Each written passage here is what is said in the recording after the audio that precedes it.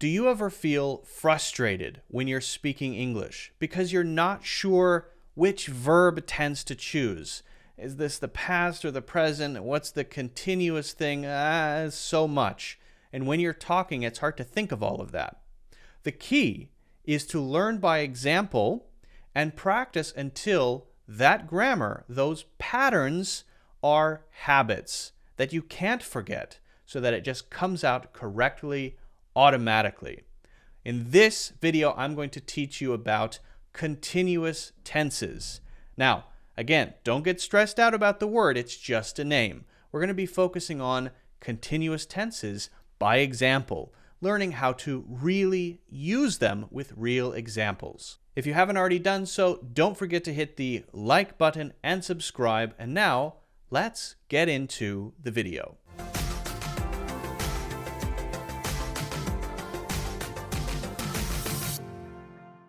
When it comes to tenses, it's scary and confusing sometimes to know which tense to use when, right?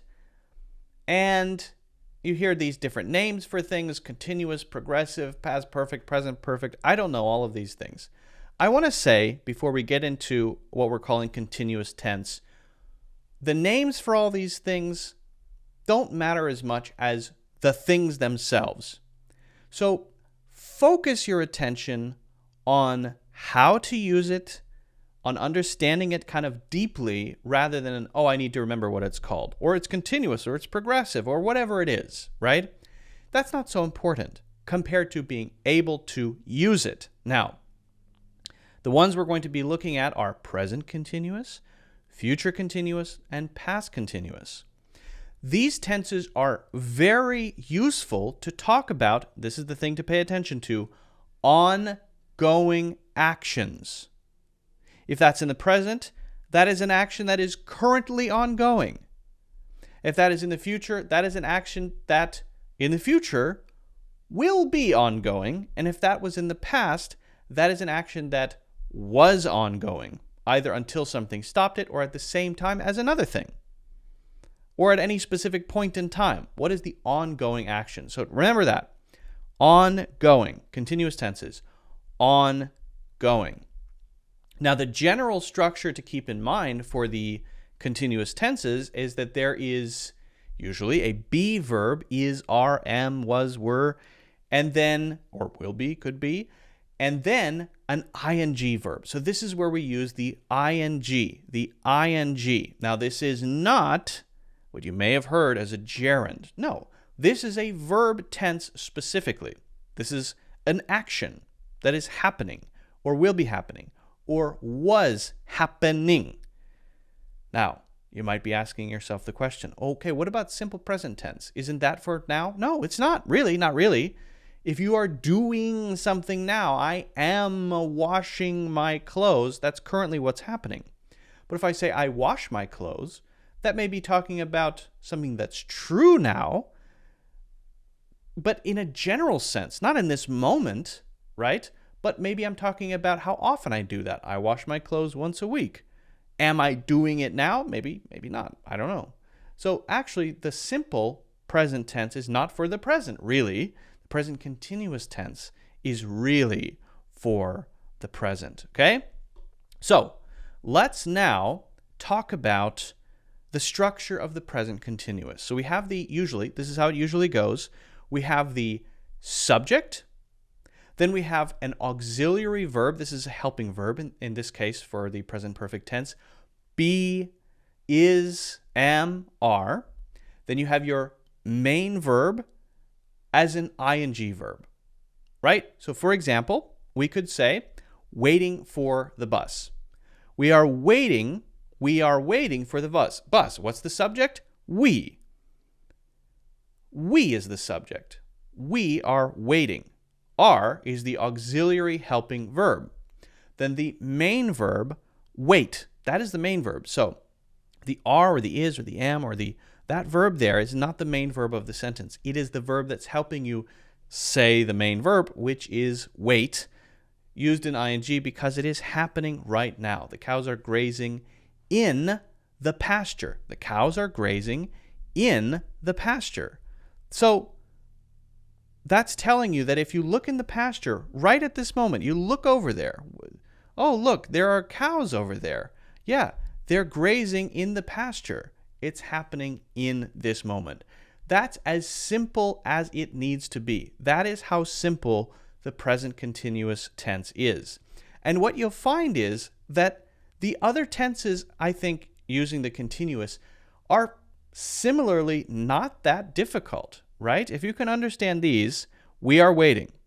The cows are grazing. You get the present continuous tense. That's as simple as it needs to be. Now, you need to change the auxiliary verb depending on the subject. It has to agree. So if you say she, then you wouldn't say she are waiting. You would say what? She is waiting, right? She is waiting. That would be the present continuous tense. Is, because is needs to agree with the subject. Okay, now, when we make the future continuous, it's not different. It's the same thing. So let's take a look at that one. Now, you may know when we talk about the future, we might say going to, we might say will, right? We might just say I am to talk about the future. Sometimes the future can be done in exactly the same way as the present continuous. For example, you might say, I am going home tomorrow. Well, actually, that I am going is the same structure as the present continuous tense, but it's using it to talk about the future.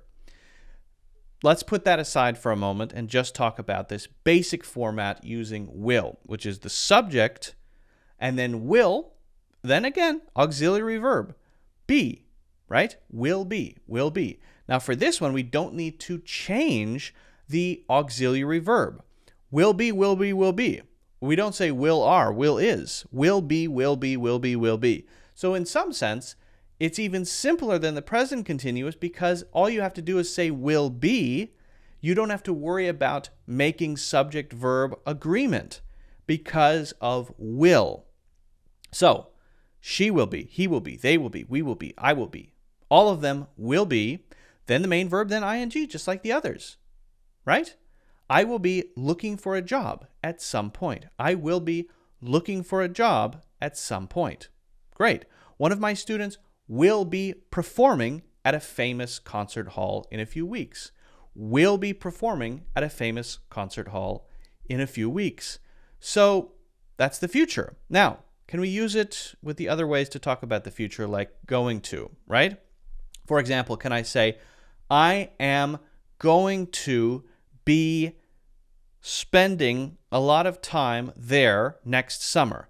I am going to be spending a lot of time there next summer.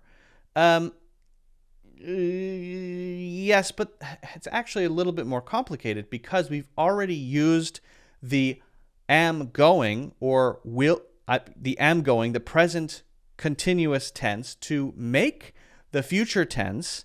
And so then when we say the next thing, to be going, suddenly we aren't using the same thing every time.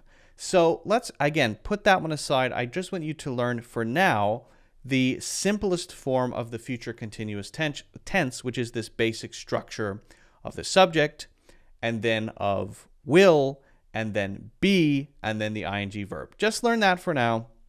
Maybe we can do the more complicated future tenses using the present continuous tense as a future tense another time. I don't want to cause any confusion. I don't want you to be confused about this stuff. Okay, now finally, we need to look at the past continuous. So let's take a look at the past continuous. She was reading a book when I arrived. She was reading a book when I arrived. They were playing soccer in the rain. They were playing soccer in the rain. Now, what's different here? Well, the structure is very similar to what we've been talking about. You have the subject, then the auxiliary verb to be, but it's in the past. So here we have two choices, was and were. That's it, was and were. What's the difference between was and were? When should you use one? When should you use the other? Was would agree with, for example, she was, he was. They were. We were. I was. It was. So it just has to agree with the subject, and it's only was or were. Then you have your main verb again, just like the present perfect or the present continuous. Let's not get into present perfect continuous yet. We're not talking about that today. Just the present continuous, just like that. And that's it. So she, instead of is reading, that would be her now. We change it to was reading because it's the past. And the interesting thing about this one is that this is how we give context to events that happen. So the event that happens in this first example is I arrived. So if you want to give a little context there, she was reading when I arrived, that is the action that she was doing, this continuing thing that maybe stopped when I arrived. Maybe not, maybe it stopped, maybe it didn't, but it's giving a bit of context to the action that happened. I was eating lunch when I got a phone call. So that's better than just saying I got a phone call, right? It tells you a bit more, and it tells you that this was a thing that was happening up to that moment, right? And then they were playing soccer in the rain. That's an interesting one because this is the past thing that was going on, and then the rain is a sort of element on top of it. So you can kind of layer things in an interesting way when you're telling stories using the past continuous tense. So playing soccer in the rain, playing soccer in the winter, playing soccer on the rooftop, right? But also they were playing soccer and I was at home playing video games. So there you can have two actions happening at the same time, and both of them use the continuous tense. You can do it in the past, you can do it in the present, you can do it in the future, right? We will be, let's see. I will be living in Sweden and she will be living in Norway. So that's two things that will be happening. I am living in Sweden and she is living in Norway. I was living in Sweden and she was living in Norway. Okay, so those are simultaneous actions, and the way we talk about them is using the continuous tenses. Again, for this lesson, I want to avoid bringing up complications, other ways to use these in the future, other ways to use the continuous tenses, for example, past, perfect, continuous, those sorts of things. We're just trying to talk about the basics here. Once you have the basics, you can do a lot of things with them. So hopefully this is very clear with these examples. You understand the structure. If you have any questions about these, please let me know. Make your own examples. Practice, practice, practice. This is not something you can just learn and understand and then say, now I've got it. If you aren't sure about this, practice many examples. Then you'll build a habit around it. Then when you open your mouth, it will come out correctly every time. That is how it is done. So practice those examples. Let me know if you have any questions. If you haven't already done so, don't forget to hit the like button and subscribe, and also get a free course, Natural English Conversations. That is in the links in the description.